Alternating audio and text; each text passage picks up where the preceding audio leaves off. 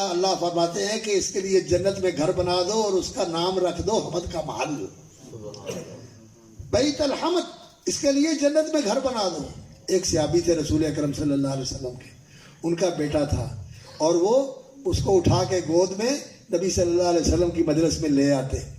اور رسول اکرم صلی اللہ علیہ وسلم بھی اس سے پیار کرتے اور وہ بھی اس کو گودی میں اٹھا کے کبھی موڈے پہ بٹھا کے کبھی گود میں اٹھا کے لیے پھرتا، بڑا پیار تھا اس کا۔ اور اللہ کا کرنا کہ وہ بچہ فوت ہو گیا،